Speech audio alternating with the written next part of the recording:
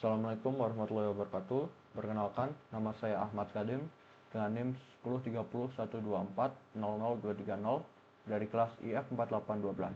Saya di sini akan mengerjakan CLO 1 mata kuliah kalkulus yang terdiri dari 3 nomor. Jadi, ada 3 nomor.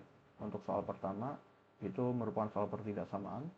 Kita memiliki X plus 2 per X min 1 lebih kecil sama dengan dari X per X plus 1. Nah, langkah yang pertama yang akan kita lakukan yaitu memindahkan ini ke sini. Karena akan kita pindahkan, maka nanti akan menjadi negatif karena sebelumnya dia positif.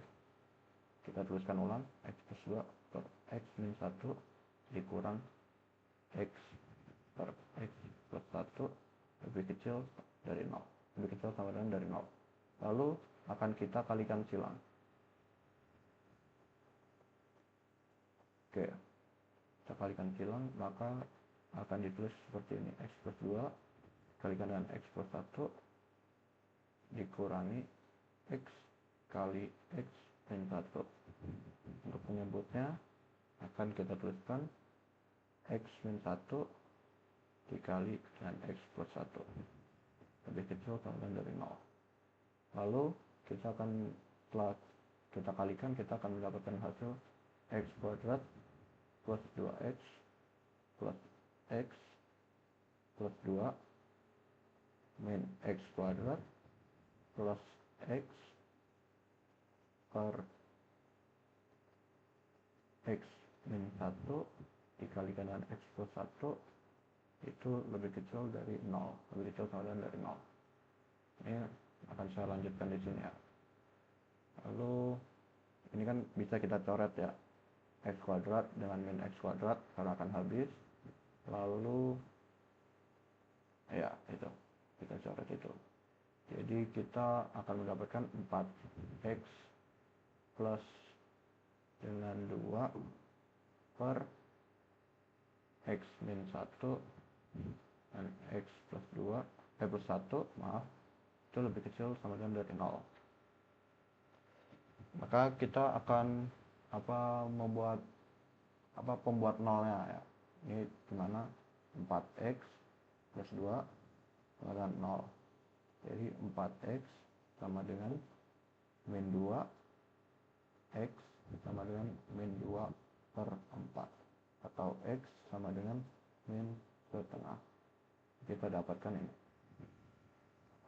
Untuk penyebut, karena syarat penyebut itu tidak boleh sama dengan 0, jadi X nya tidak sama dengan 1 atau X tidak sama dengan min 1. Tadi kan kita memiliki seperti ini bentuk 4X plus 2 per X min 1 dan X plus 1. Yang kita dapatkan X nya sama dengan min setengah dan X tidak boleh sama dengan min 1 dan 1 dan X tidak boleh sama dengan 1. Lalu maka kita akan membuat garis bilangan.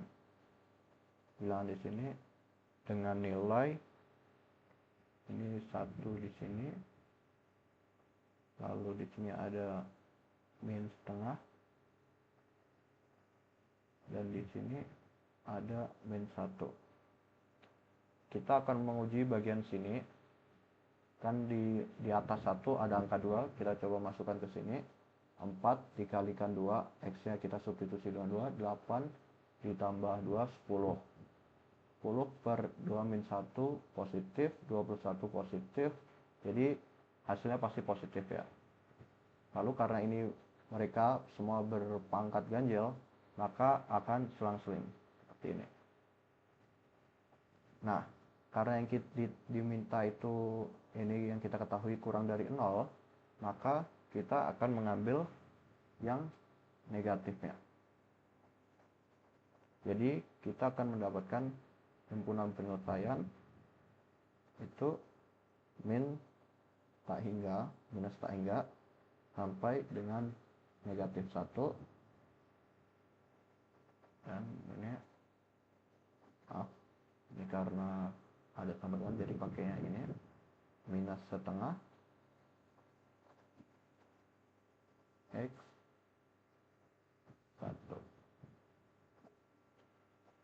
Ini merupakan jawaban dari soal nomor 1. Lalu kita memiliki soal nomor 2 di mana kita mengetahui garis yang kita diminta untuk mencari garis yang melalui titik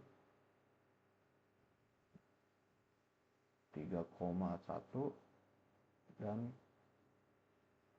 2,4.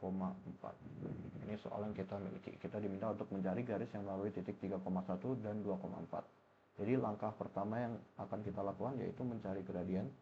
Gradien memiliki rumus seperti ini. M sama dengan Y2 min Y1 per X2 min X1.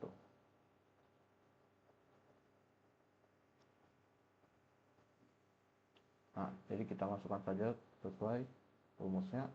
Gradiennya sama dengan ini untuk Y2 nya 4 dikurangin Y1 nya 1 per X2 nya 2 dikurangin dengan X1 nya 3. Jadi 3 per min 1 dengan min 3.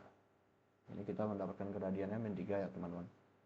Jadi langkah selanjutnya yaitu kita masukkan ke rumus Y sama dengan MX plus C. Untuk mengujinya kita pilih salah satu titik. Saya akan menggunakan titik 2,4 di mana Y akan saya ganti dengan 4. Lalu gradiennya min 3. X nya kita gantikan dengan 2 dikali 2 plus C. Jadi kita mendapatkan 4 sama dengan min 6 plus C. Jadi kita pindah ruas 10 sama dengan C. Kita sudah ketemu C nya berapa. Maka untuk persamaan garisnya sudah dapat kita jawabkan, yaitu berarti Y sama dengan gradiennya min 3X plus 10. Selesai untuk soal nomor 2.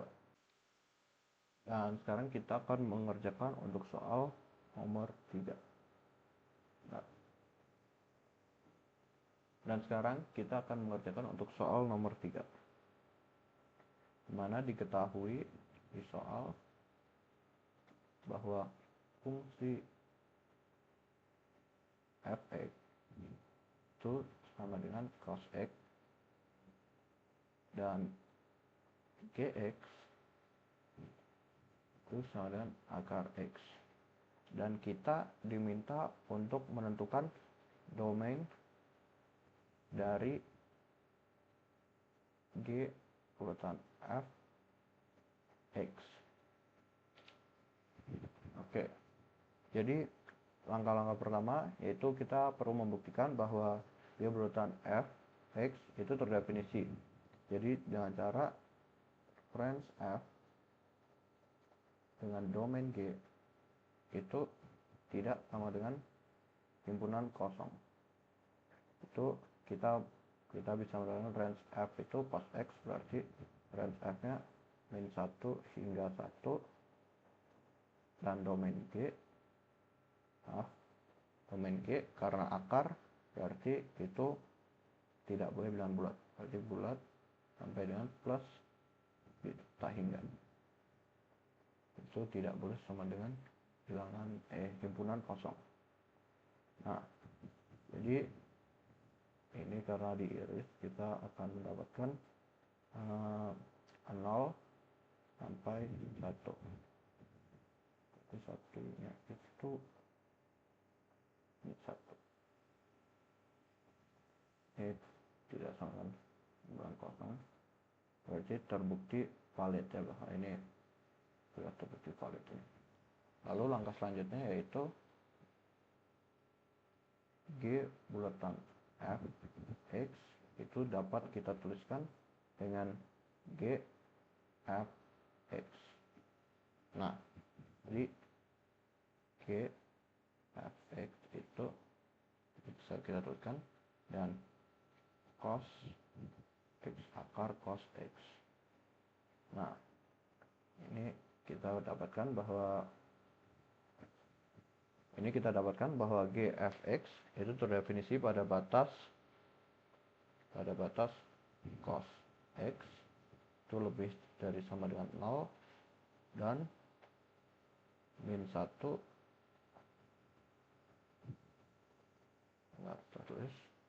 min 1 kurang dari sama dengan cos X kurang dari sama dengan 1. Jadi karena batasan cos X nya 0 kurang dari cos X kurang dari 1, itu kita cari batasan X nya agar cos X non negatif. Jadi cos X itu sama dengan 0, karena cos X sama dengan 0 itu berarti sama dengan pi akar 2 atau cos 90.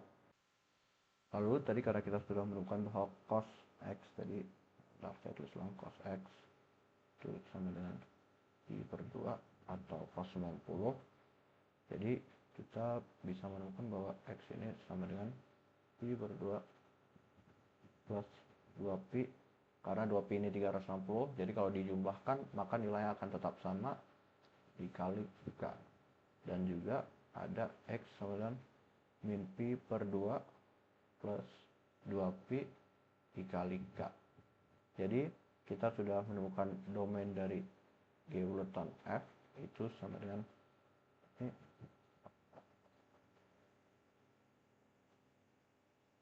X elemen bilangan real dari min pi per 2 plus 2pi kali K kurang dari X dan kurang dari pi per 2 plus 2pi kali K dengan syarat